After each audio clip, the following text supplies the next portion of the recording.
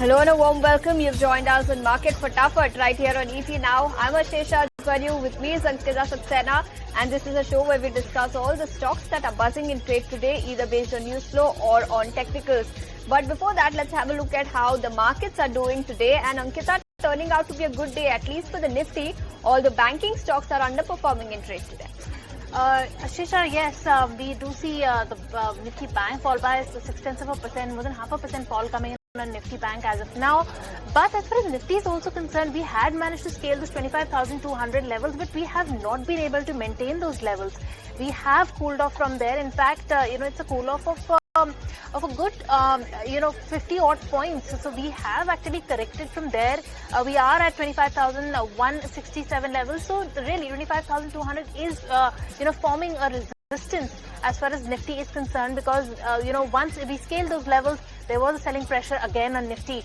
But let's look at the broader market. The broader markets are also are not doing that great. In fact, they have slipped into pretty much into the red, with mid cap trading with cuts of 0.5%, and small caps are now down 0.7%. So if you can see the decline that's coming in, a sharp knock that's coming in on both mid cap and small caps on the chart that you see on your screens. A sharp decline. They are trading towards the day's lows. So a bit of a profit taking coming in across board right now. Advanced decline ratio continues to be in the favor of advances, but we do see India VIX also. India VIX has cooled off a little. It is down to 2% or so, but we do see the market cooling off for the gains that we had seen in the middle of the day. Second half we do see that correction coming in, but let's talk about the sectors then. We do have the energy sector that is in focus today. That is up with trading with gains of 1%. The entire power basket is in focus in the back of the Power Ministry coming out and giving an outlook on the power sector. We have the auto and the IT that is also doing well in trade today, barring FMCG. All the sectoral indices are in the red, but there are more buzzers in trade today, Ashesha.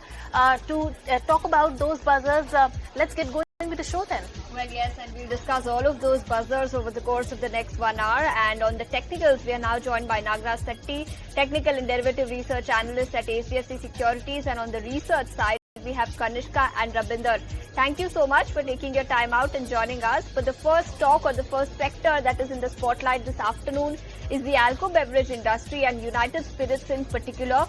And this is because Maharashtra government has gone ahead and increased excise duty on IMFL, which is Indian-made foreign liquor, from 3 times to 4.5 times of manufacturing costs.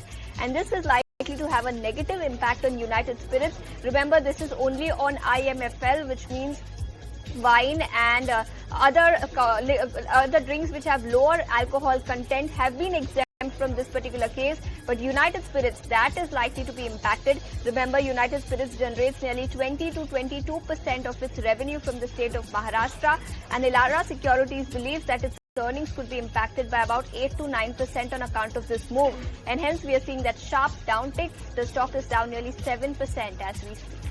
All right, United Spirits taking a knock after that excise duty hike, but alcohol is set to become expensive in the state. That is the word that's coming in from the government after that excise duty hike. But let's go across to Karan Taurani, the senior VP at Elara Securities, who joined us. He says that this move will negatively impact and might see an MRP hike of a good 35 to 40%. Let's go across and listen into what he had to say. This is the highest ever percentage price hike that Maharashtra state has announced over the last 12 to 14 years. This is a very good. This will have a very big negative impact in terms of volume of take across various categories, right from low prestige segment to the luxury segment. Consumers may move from BII, BIO, which is bottled in India, bottled original, the luxury segment, towards the upper prestige segment. And this kind of downtrading will continue to the low prestige segment. Low prestige segment consumer may not move to country liquor, which means low prestige segment will also see a negative impact in terms of volume of take.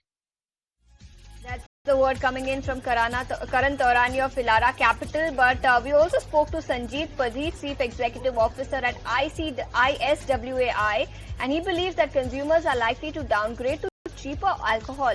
Let's go across and listen into what he had to say.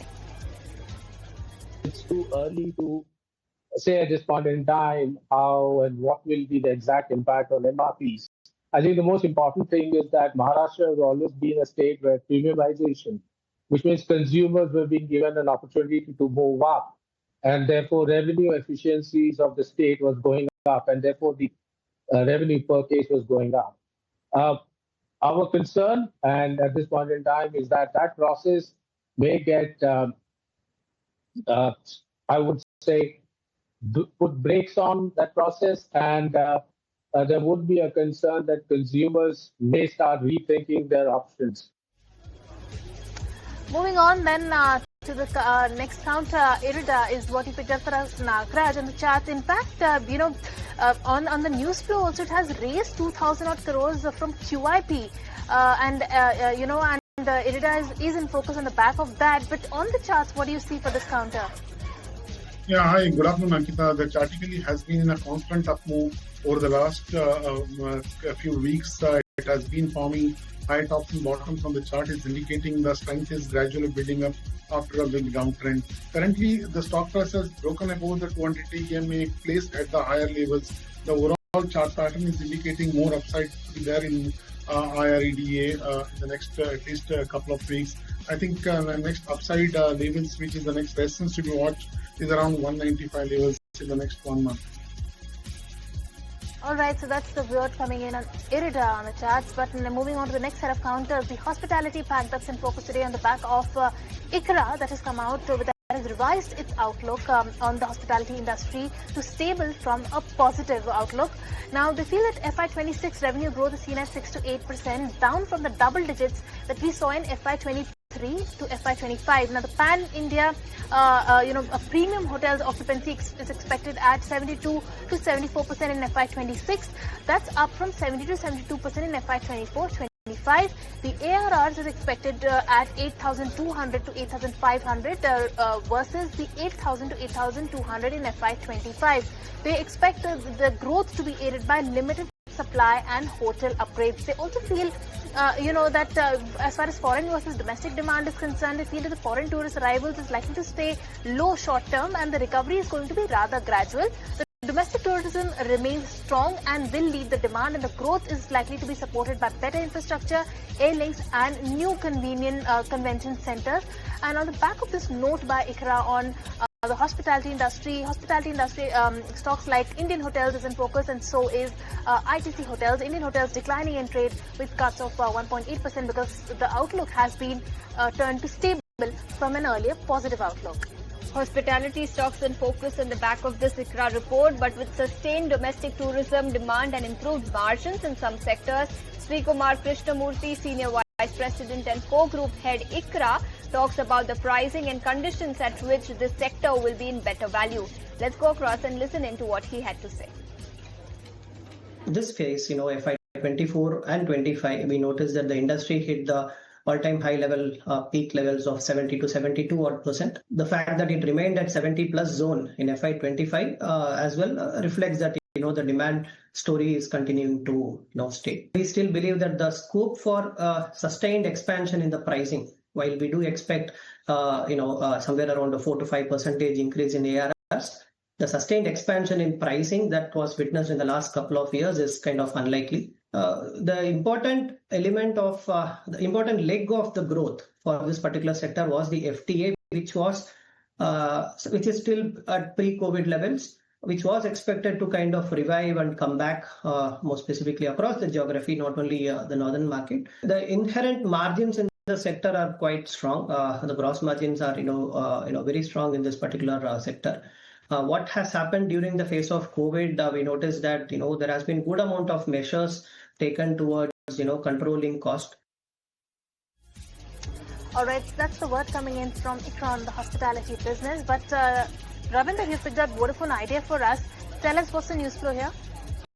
Well, as Vodafone Idea is in focus, the company announced that they had launched 5G services in Bangalore, and the rollout follows VI's recent 5G launches in Mumbai, Delhi, NCR, Patna and Chandigarh, and is part of the company's strategic rollout out in all 17 priority circles where it has acquired a 5G spectrum by the August this year. And as an introductory offer, VI is providing unlimited 5G data to users on plans starting from $299. So back of this, VI is in focus.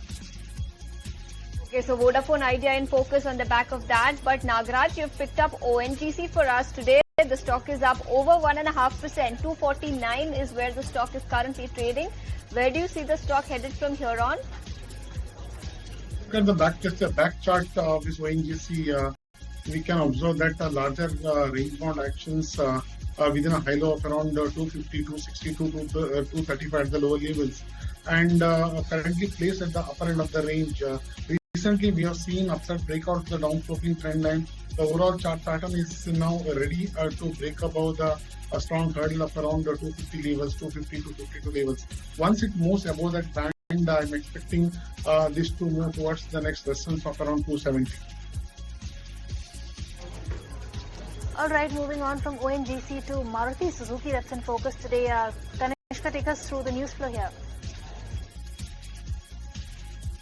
That's right, Maruti Suzuki is in focus because Equinox sources have indicated earlier that the company has slashed its near-term EV production target by nearly 2/3 amid a global shortage of critical raw materials. Now, they said that the company has revised its April to September 2025 EV output from down to 8,200 units from the earlier plan of 26,000. Now, the rare earth supply crunch triggered by China's export curb is seen as the key reason behind this cut, directly impacting the production of its upcoming EVX electric SUV. Now, despite the short-term adjustment, Maruti plans to ramp up output in the second half of the year, and it remains committed to its FY26 production target of 67,000 EV units. The company's EV launch timeline remains unchanged for now.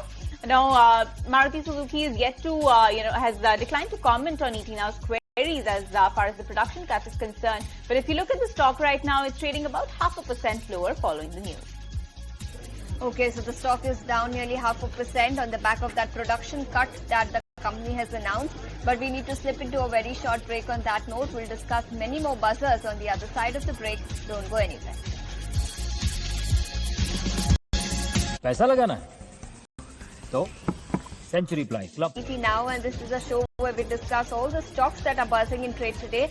And let's now put the spotlight on power stocks. The entire sector is in focus on the back of some important commentary that came in from the power minister, where he said that the government is ready to meet 270 gigawatt of peak demand this year.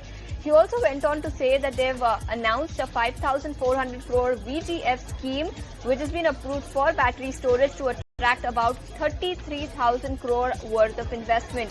Remember, 1100 kV ultra high voltage lines have also been planned by 2034. And remember, we have already seen a sharp uptick over the last 10 years. Power Minister went on to say that power generation has risen by about 5.2% on a year-on-year basis in FY25 versus FY24.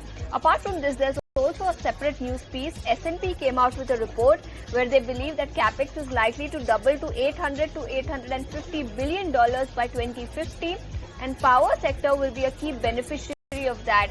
So on the back of several news pieces, we have the entire power sector in focus today. All right, moving on then. Nagaraj, you've picked out Biocon for us. Tell us, what do you see on the charts for this one? This is up in a way today, 2.5%. Last 1 month, we see some bit of a movement coming in. In fact, good moves coming in today also. What do you see on the charts for Biocon? Yeah, last 1 month it has been forming a higher bottoms and continuously tagging the 200-day EMA to break above.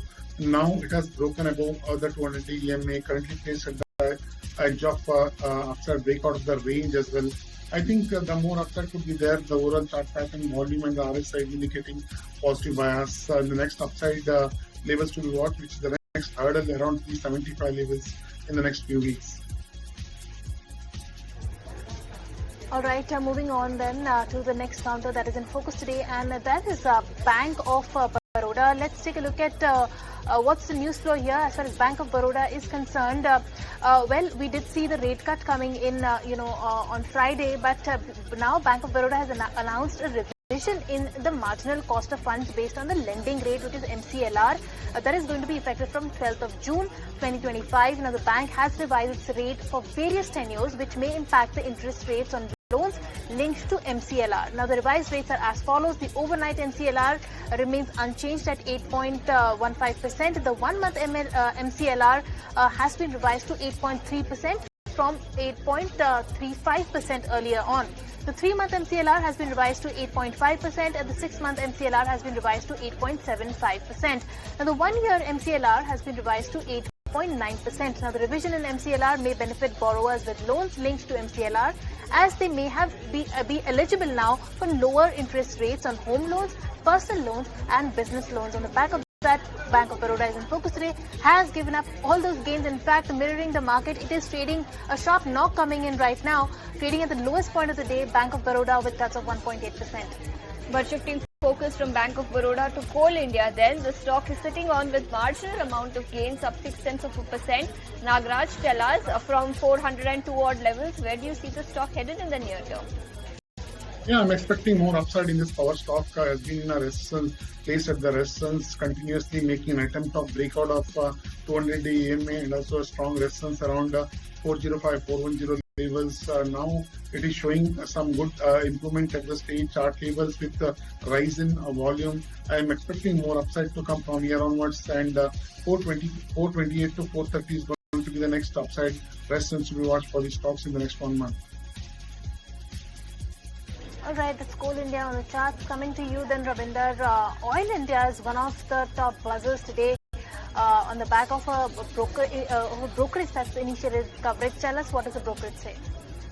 Well, as All India is in focus, Avendus Spark has come out with a note on Oil India, and they have initiated a coverage with buy rating with target price of rupees 630, and the Avendus sees 80% earning growth potential over the next 3 years, which is rare in the sector, and growth will mainly come from higher volumes, and NRL capacity is set to triple, and upstream production will grow in the mid to high single digit. Avendus says that the NRL project is progressing well and expected to be completed by December 2025. And earning from this will start reflecting from FY27. They say that the recent correction in the commodity prices present an extremely favorable entry point, and the downside risk more than price in others. So back of this note, Oil India is in focus, and the stock is up more than 6%. But not just an Oil India, entire oil and gas sector is in focus.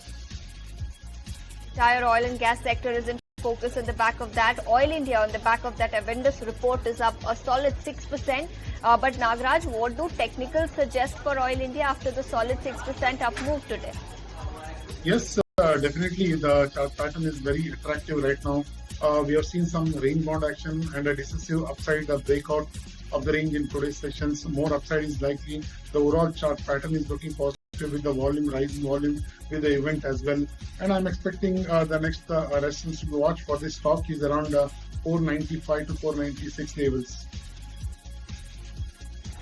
Alright, with that, it's time for a quick breather. Don't go anywhere. We'll be right back on the other side with some more buzzers. Stay tuned. पैसा लगाना है तो century प्लाइस club prime पे लगाओ, डूबेगा नहीं, जलेगा भी नहीं, कोई खा नहीं जाए।